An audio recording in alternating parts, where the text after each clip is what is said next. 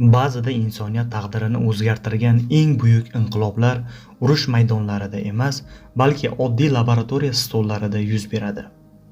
1928-yil. Londondagi kichik bir laboratoriyada chang bosgan Petri idishi insoniyat tarixidagi eng muhim kashfiyotlardan biriga sabab bo'ldi.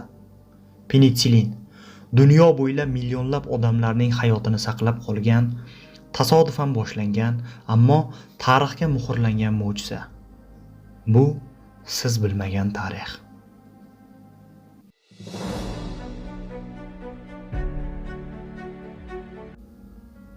Alexander Fleming Buyuk Britaniyalik bakteriolog. U gripp va infeksiyalar ustida izlanayotgan oddiy bir olim edi. 1928-yilning avgustida u ta'tildan qaytgach, laboratoriyasida unutib ketilgan bakteriyalar o'sayotgan Petri idishini ko'radi. Ammo hayratlanarlisi shuki, idishning ayrim joylarida bakteriyalar butunlay yo'qolgan, ularning o'rnida esa yashil rangli zamburug' o'sib chiqqan edi. Bu zamburug' Penicillium notatum, ya'ni Fleming tushunadiki, bu zamburug' atrofidagi bakteriyalar o'lishi bejiz emas. Shu tariqa insoniyat tarixida birinchi antibiotik penitsilin dunyoga keladi.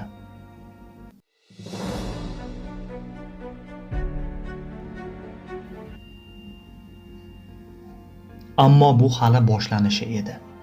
Flemingning topilmasi ilmiy doiralarda e'tibor qozonsa-da, uni doriga aylantirish uchun yillar kerak bo'ldi. 1940-yillarda Howard Florey va Ernst Chain ushbu moddaning organizmga ta'sirini chuqur o'rganib chiqishadi. Va nihoyat, Ikkinchi jahon urushi avjiga chiqqan pallada penitsilin sanoat miqyosida ishlab chiqarila boshlanadi. AQSh hukumati Pfizer kompaniyasi orqali uni millionlab dozada ishlab chiqaradi. Front ortida minglab yarador askarlar penitsilin tufayli hayotga qaytariladi. Bu dori urushni yutishdagi yashirin qurollardan biriga aylanadi.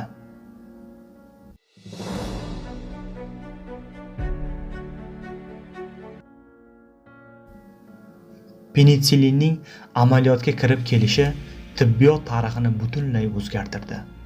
Avvallari pnevmoniya, meningit, sil, hatto oddiy yaralar insonni o'ldirgan. Endi esa buning oldi olinadigan bo'ldi. Bolalar, ayollar, qariyalar infeksiyalardan endi qo'rqmay qo'yishdi. Olimlar antibiotiklar davrini boshlab berdi. Farmatsevtika sanoati keskin rivojlandi. Odamlarning umr ko'rish davomiyligi oshdi. Insoniyat endi bakteriyalar ustidan g'alaba qila boshladi.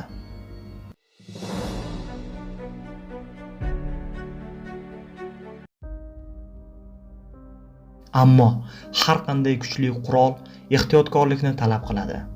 Antibiotiklar haddan tashqari ishlatilgani bois, hozirda bakteriyalar o'zgarib, penitsillinga chidamli holga kelmoqda. MRSA, Cre kabi super bakteriyalar bugun butun dunyo sog'liqni saqlash tizimiga tahdid solmoqda. Yangi antibiotiklar izlash esa juda sekin ketmoqda. Insoniyat yana yangi infeksiya xavfi oldida turibdi.